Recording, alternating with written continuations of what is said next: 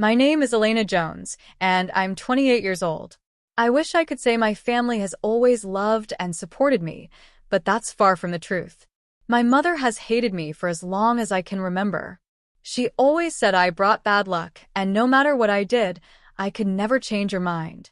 Today was supposed to be a special day for our family, a housewarming party for the beautiful house we had just finished renovating. But I wasn't invited. I found out by accident when my sister, Clara, posted pictures online of the celebration.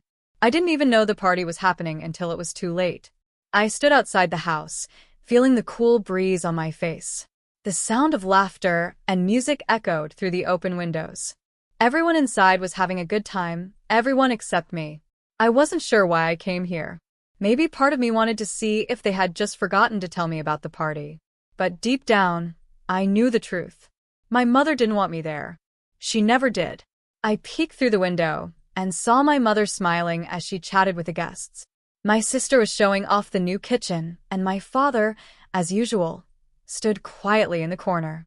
No one noticed me standing outside. No one cared.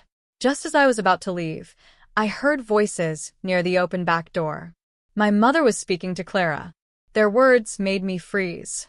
"This house will officially be ours soon," my mother said with confidence. "Elena is nothing but a problem. We'll make sure she's gone for good." My heart raced. Gone for good? What did she mean? How could they take the house from me when I had worked so hard to help fix it? Then I remembered something important, something my mother and Clara didn't know. This house wasn't theirs. It was legally mine. My grandfather had given it to me before he passed away, and I had the legal documents to prove it. They thought they could push me out, but they were wrong. I clenched my fists and took a deep breath. It was time for them to know the truth. I walked around to the front door, my footsteps firm and steady. My heart pounded in my chest, but I didn't hesitate. I rang the doorbell and waited. For a moment, I heard nothing but the muffled sounds of laughter inside. Then, the door swung open, and Clara stood there, her face twisting in surprise. "Elena? What are you doing here?" she asked, her voice cold. "I thought I'd drop by," I said calmly. "It is my house, after all." Clara blinked, her mouth opening and closing like she couldn't decide what to say. Before she could shut the door on me, I pushed past her and stepped inside. The warmth of the room hit me immediately, but it wasn't comforting. It felt suffocating, like I didn't belong here. Guests turned to look at me, some whispering, others pretending they didn't see me at all. My mother, dressed in an expensive blue dress, froze mid-conversation. Her eyes narrowed when she saw me. "What are you doing here?" she said sharply, walking toward me as if she could shove me out the door herself. "I should be asking you that," I replied. "After all, this house doesn't belong to you, Mom. It's mine." The room went silent. Even the faint clinking of glasses stopped. My mother's face turned red, and she let out a laugh, but it sounded forced and hollow. "That's ridiculous, Elena," she said. "This house is our family's. You have no claim here." I reached into my bag and pulled out the folder of legal documents. I held them up so everyone could see. "These are the ownership papers," I said firmly. "Grandpa transferred this house to me before he passed away. It's legally mine. I let you live here because I thought we were a family, but now I see I was wrong." My mother's smile vanished.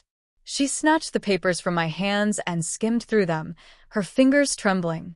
Clara rushed to her side, looking over her shoulder. "This can't be real," Clara muttered. "You must have forged these." "I didn't," I replied.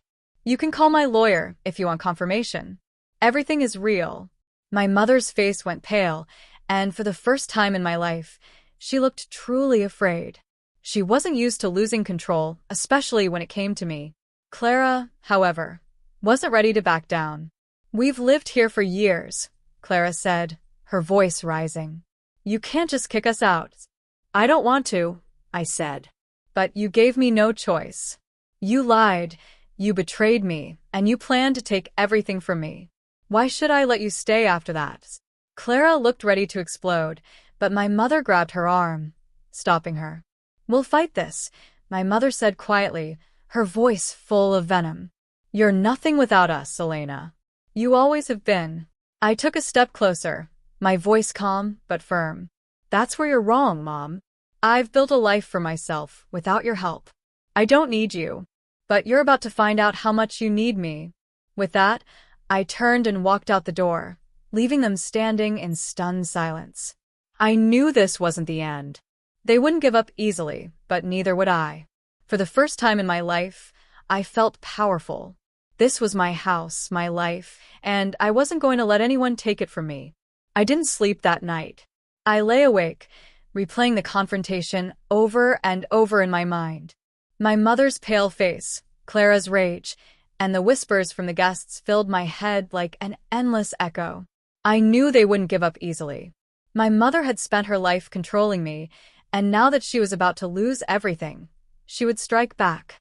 The next morning, my phone buzzed. I reached over to check the screen. Unknown number calling. I let it ring. Whoever it was could leave a voicemail. I had no time for games. I was already on my way to meet my lawyer, Mr. Harrison, at his downtown office. He was the one who had helped my grandfather secure the ownership transfer, and I trusted him completely. As I entered his office, the smell of leather and coffee greeted me. Mr. Harrison, a man in his mid-50s with sharp eyes and a warm smile, gestured for me to sit down. "Morning, Elena," he said. "I assume you're here because of your family's reaction to the ownership reveal?" I sighed. "Yes. I'm sure they'll try to challenge it. Clara already accused me of forging the documents." He chuckled lightly, tapping his pen on the desk. "Let them try. The documents are airtight, and your grandfather was clear about his intentions. But just to be safe, I'll file a formal notice of ownership with the court today. That way, they won't be able to sell or transfer the property while this is being contested."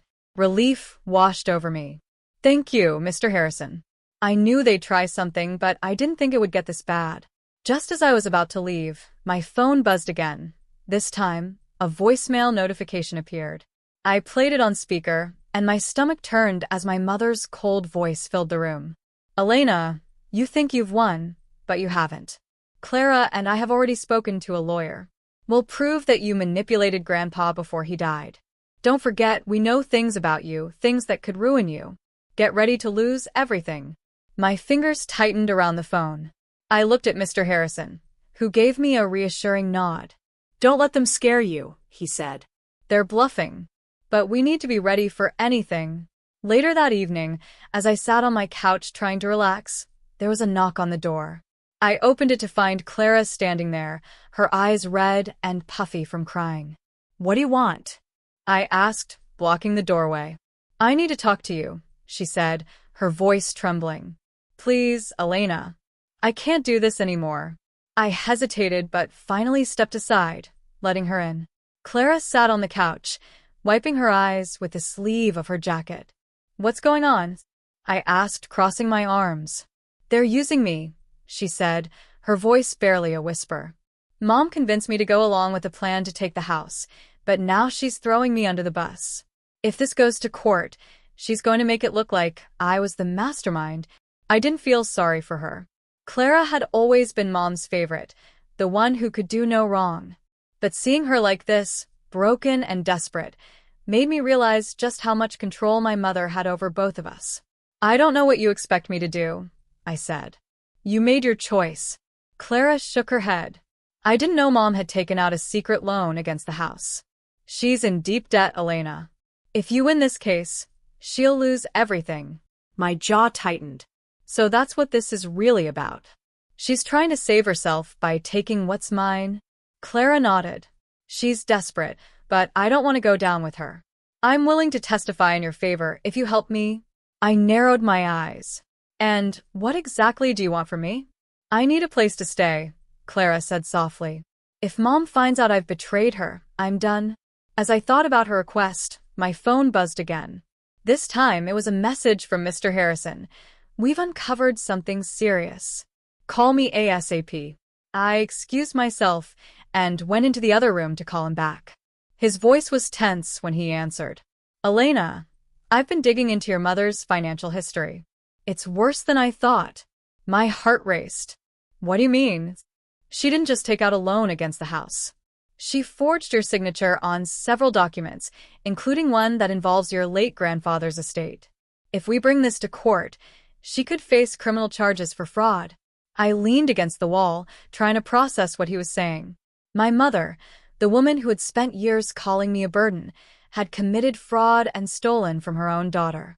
What do we do now? I asked. We'll present this evidence in court, Mr. Harrison said. But be prepared. Your mother won't go down without a fight. The next day, Clara and I walked into the courthouse together. I couldn't believe it had come to this. My own family fighting over a house that should have brought us closer, not torn us apart. During the hearing, my mother's lawyer tried every trick in the book, claiming I had manipulated my grandfather and that the documents were invalid. But when Mr. Harrison presented the evidence of the forged signatures and secret loans, the courtroom fell silent. My mother's face turned white as the judge announced his decision. The house legally belonged to me, and my mother would be investigated for fraud. As the gavel hit the desk, I felt a wave of relief wash over me. It was finally over. A month later, I stood in the living room of my house, now renovated and peaceful. Clara had found her own apartment, and my mother had moved in with a distant relative while awaiting the results of her fraud case. I wasn't sure if I would ever fully forgive her, but I knew one thing for sure. I was done living in her shadow. I had reclaimed my life, my home, and my future. As I looked out the window, I smiled. This was just the beginning of a new chapter, and for once it was all mine.